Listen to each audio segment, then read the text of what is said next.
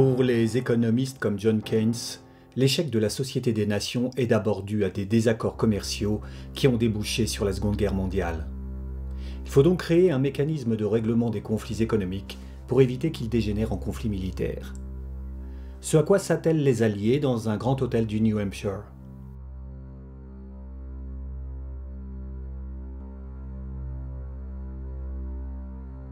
« 730 délégués de 44 pays sont présents, mais un seul observateur pour l'URSS.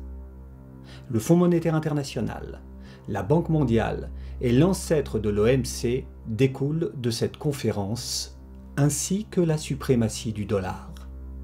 Mais l'économie n'est pas la cause unique des guerres, et il faut aussi régler les conflits politiques. Et pour ça, remplacer la SDN par les Nations Unies. Cette fois, les États-Unis veulent en faire partie. C'est une bonne nouvelle.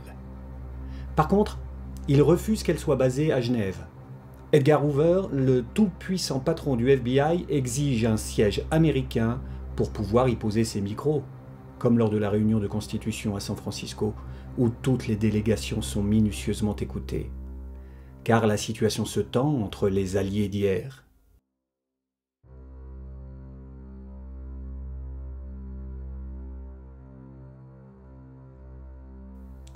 Roosevelt vient de mourir, remplacé par Harry Truman, qui rencontre Staline à Potsdam pour discuter des ambitions de chacun.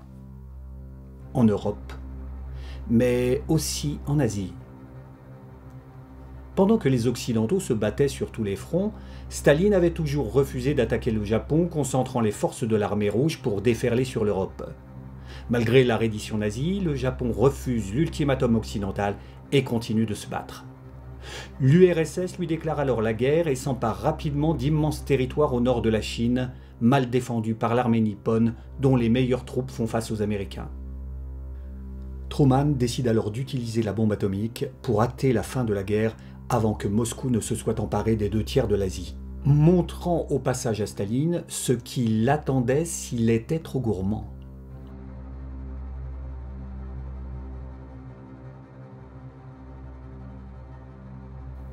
Seulement, Staline était parfaitement informé.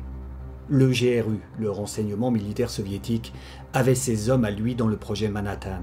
Et aussi ses femmes d'ailleurs, notamment une vieille connaissance, Ursula Kaczynski, qui avait monté le réseau RADO à Genève.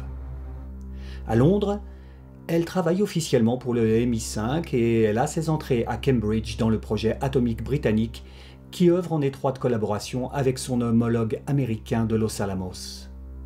C'est elle qui fournit les plans décisifs à Moscou. Poutine l'ayant d'ailleurs saluée comme la plus grande espionne de tous les temps.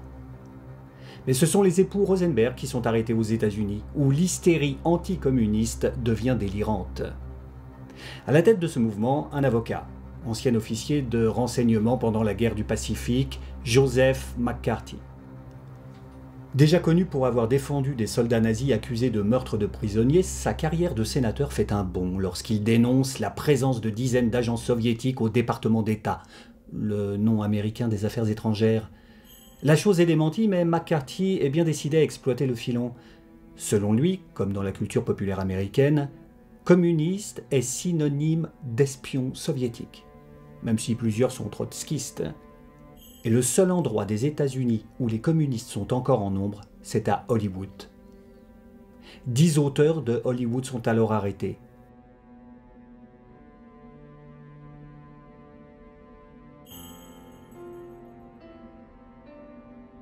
Le réalisateur Willy Willer, alias William Wyler, qui a grandi à Lausanne, crée le comité du premier amendement pour les soutenir.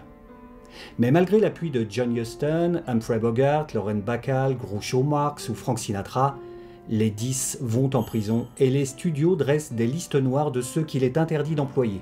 Beaucoup traversent alors l'Atlantique, comme Ben et Norma Bartzman, prévenus de leur arrestation imminente par une jeune starlette qui s'appelait elle aussi Norma.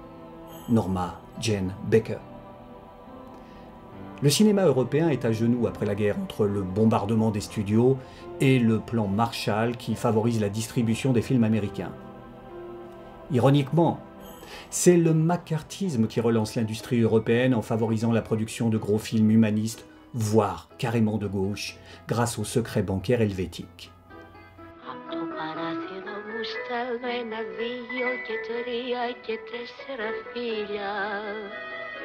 William Wyler, 12 Oscars au compteur, réalise Vacances romaines et Ben-Hur à Cinecittà, où Kirk Douglas s'établit. Joseph Losey travaille à Londres, John Berry et Jules Dassin à Paris et Athènes. Sam Brunston, alias Samuel Bronstein, neveu de Trotsky, monte ses productions dans l'Espagne franquiste à la barbe du FBI. L'argent du CID, ou de la chute de l'Empire romain, lui est avancé par la très protestante du pont de Nemours. Son siège européen, à Genève, réalise des bénéfices copieux en Espagne mais n'a pas le droit de les sortir du pays. Brunston tourne ses films avec, et les recettes mondiales remboursent la multinationale à Genève. Ben Barsman, le principal auteur de Brunston, racontait volontiers comment il s'était jeté à plat ventre en pleine rue en entendant une pétérade de pots d'échappement, croyant que le FBI lui tirait dessus.